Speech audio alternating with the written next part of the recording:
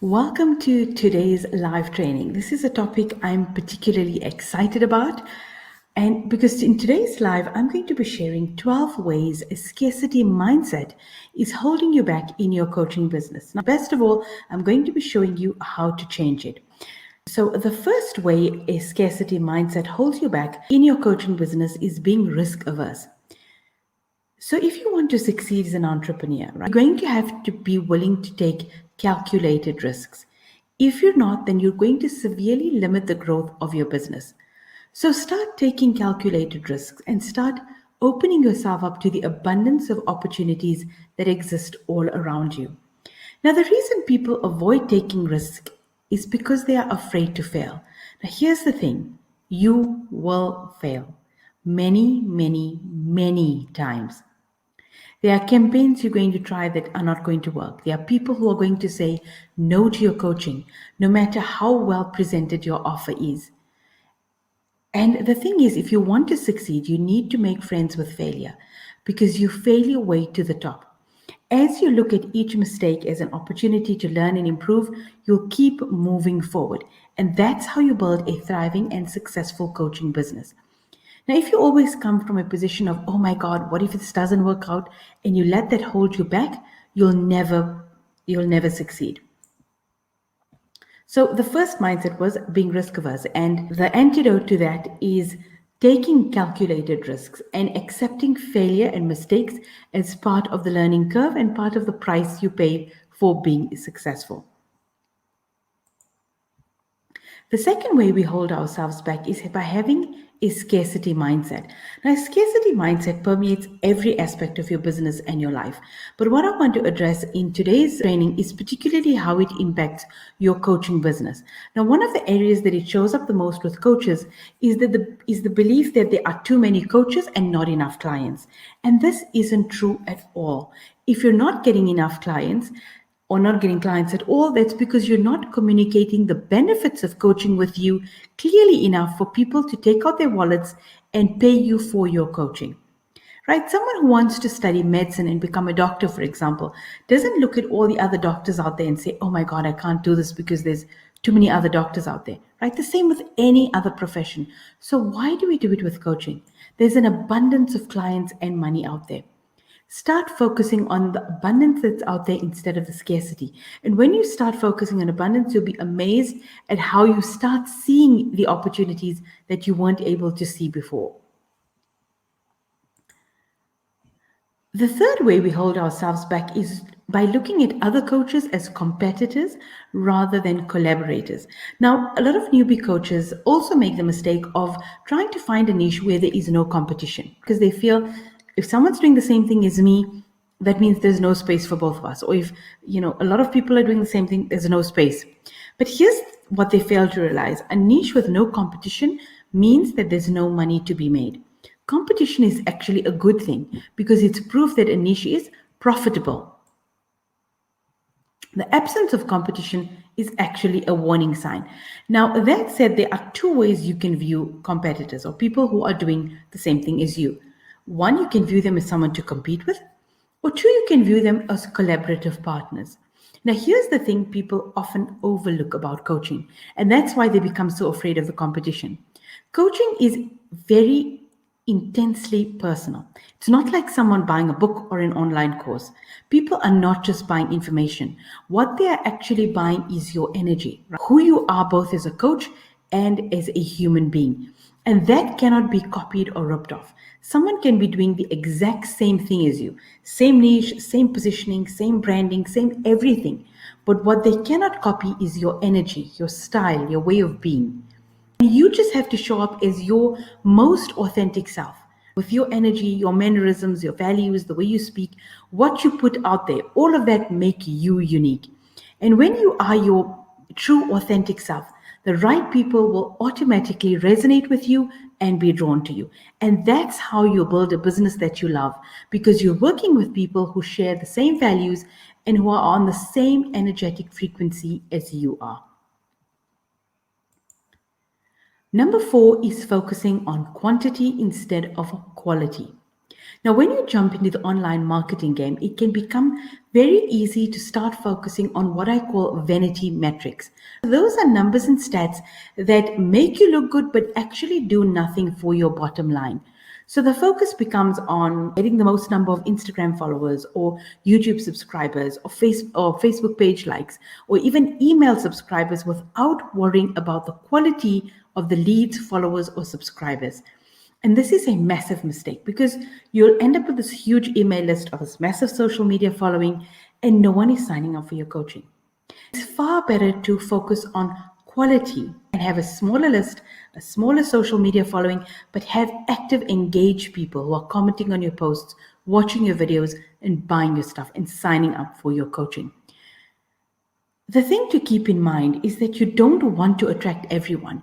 You just want to attract people who are the best fit for you. More is not necessarily better. We tend to fall into this myth that more is better when we operate out of a scarcity mindset rather than an abundant one. So again, as you're building your coaching business, focus on the quality of the lead, the subscribers, the followers, instead of just mere quantity. The fifth way we hold ourselves back in our coaching business is not wanting to choose a niche. Now, again, this comes from a place of scarcity and fear that if you choose a niche, you won't have enough people to work with.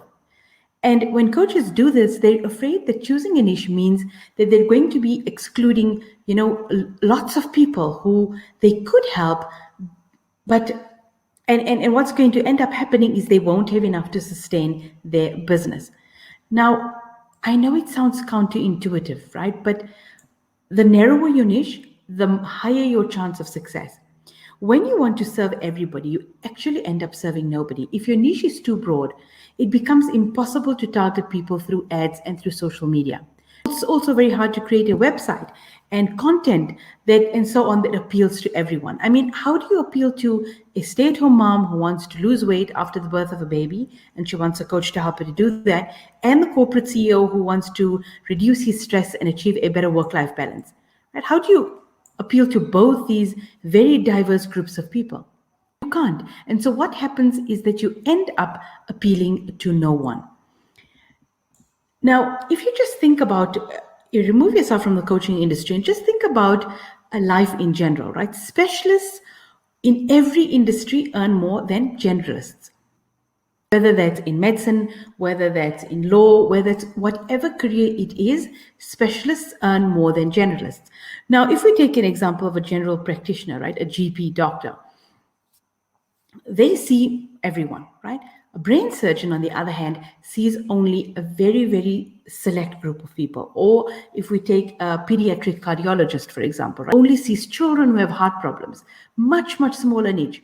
But the pediatric cardiologist is probably making far more money than the GP. Why? Because they're specialists and they can charge far more. So when you become a specialist, yes, you do work with less people, but you end up making far more per client. Right? And what happens is you end up working less, but you still make more. The sixth way we hold ourselves back is playing not to lose instead of playing to win. Now, when you play not to lose, you're overly cautious and you don't want to take risks. Instead, why not play to win? So look for opportunity and be willing again to take calculated risks in your business. So, for example, being afraid to spend money on a VA or ads or software to grow your coaching business, for example, that's playing not to win. And a wonderful piece of advice that I got many years ago was to make decisions from your future self. That self who's already achieved her goals. So what would his or her goals? So what would that future self do? Would she hire a VA? Would she spend money on ads? How much would she spend? And when you start making decisions from that future self, you'll be amazed at how quickly you rise up to become that better future version of yourself. The seventh way coaches hold themselves back is not fully tapping into the benefits that your coaching provides. So when you don't fully understand and tap into the value that you provide your coaching clients, you're never going to be able to charge really well for your coaching. The value you provide goes way beyond the immediate benefit that the client is seeking. So a weight loss coach, for example, provides their clients with benefits that go beyond just a skinny body. The client will often have better health, more energy, less joint pain, a better sex life, right? The list goes on and on. And you can look at other areas of their life as well, other than just physical. They'll have improved confidence. People do all sorts of amazing things after they lose a lot of weight, opening a new business, changing their career, getting a raise, right? And so the benefits go way beyond what the immediate end result or transformation is. And as a coach, you need to start becoming aware of the full spectrum of benefits and value that you provide to your coaching clients. Now, I always tell my business coaching clients that the value you need to provide needs to be at least 10 times what you charge for coaching. So if you're charging 5,000 Rand for your coaching package, for example, you need to provide at least 50,000 Rand value. And you won't fully understand your value until you dive fully into the benefits, all the full spectrum of benefits that your coaching provides. And once you fully understand those benefits and you communicate those benefits clearly, you'll be able to charge what your coaching is fully worth, and you'll be able to get it. Right. The eighth way coaches hold themselves back is holding on tightly to your content. Now, this is one of the most common mistakes I see coaches make. And they're afraid to share because they're worried that if they give their information away for free, no one is going to sign up for their coaching. But the exact opposite is true. Again, it's very counterintuitive. Like choosing the niche was counterintuitive, this is also very counterintuitive. But giving away your best information for free is one of the best ways to position yourself as a go-to expert in the field. And the beauty of coaching is that people don't pay for information, right? They can get information anywhere, from a book, from a course, from YouTube videos. Information is everywhere with the internet, right? What they are actually paying you for is implementation. So they want someone to help them to implement. They want feedback. They want accountability. That's what people are paying you for as a coach. So give away your best information and charge for implementation. And another thing that I love about giving away, sharing information freely, is that it's also a great way to serve and help those who cannot afford your paid coaching. So it's a great way for you to give back without actually giving away free coaching. Now, I just want you to think about your own personal experience. Have you ever been to a website and you were so blown away by the free content that you ended up buying several courses from this person? Now, I do that all the time, and you probably have as well, right? And what happens when you're blown away by content? You think, if her free stuff is so good, imagine how good her paid stuff must be. And that's the reaction you want people to have. So give your best stuff away for free and charge for implementation. When you freely give valuable content away, that's when you can charge high prices for your coaching. I'm going to come straight out and say it. If you're not willing to give away lots of free content on your topic, then your chances of succeeding and really charging high prices for your coaching are slim. I know it's a very counterintuitive strategy, but it works like nothing else. This is the way to get clients coming to you rather than you having to chase after them. Clients will start approaching you and asking you to work with them. They'll be willing to pay whatever price you charge if you give away valuable free information and they see that you're a trusted expert on the topic. The ninth way is getting stuck in perfectionism. Now, again, surprisingly, this is rooted in a scarcity mindset. And it comes because you're afraid that if you mess up, the opportunity won't come again. And the antidote to it is remembering that it's far better to take imperfect action than to take no action at all. And again, there's an abundance of opportunities that come your way. The idea is just to open yourself up to it and be aware of it. Okay, number 10, I can't afford it versus how can I afford it? Now, when you say I can't afford it, you close your mind off to possibilities. But when you say, how can I afford it? Your brain starts to look for ways that you can afford whatever it is that you want. So if there's one thing you take away from this training, don't ever say, I can't afford it again. If your kids come to you and ask you for something, and take this out into your life as well, not just in terms of your coaching business, right? Your kids come and ask you for something, instead of automatically just spewing out, we can't afford it, start thinking, how can we afford it? Number 11 is comparing yourself to others. Comparison is a trap. There will always be people who are more successful than you, that have more followers than you, that have more clients than you, that are making more money than you. There will always be people who are above you. The idea is not to compare yourself to anyone else, but to compare yourself to yourself. Compare yourself to where you were last year or where you were a few months ago and focus on improving yourself. The 12th way we hold ourselves back, and it's related to comparison, is feeling envious of successful people.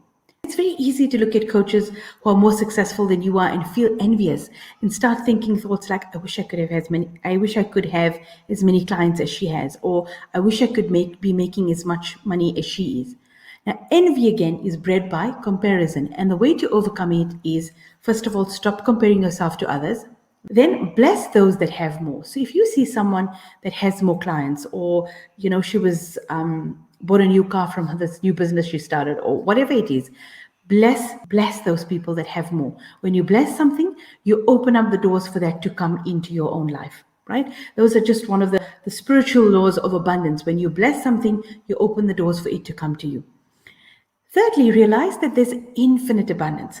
There's more than enough for everyone. There's more than enough clients. There's more than enough money. There's more than enough. These things are not limited. Let's get rid of the scarcity mindset that there's, the success or money or clients, or whatever, is this limited pie. And if someone has a bigger piece, it means that there's less for us. There's no such thing. There's an infinite number of clients. There's an infinite amount of money. There's an infinite amount of success, right? And it's just up to you to reach out and take it. And then number 4, feel inspired instead of envious. So if someone's more successful than you, look at it as inspiration. Think to yourself, if she could do it, so can I. If he can do it, so can I, right? And use those people as inspiration rather than a source of envy.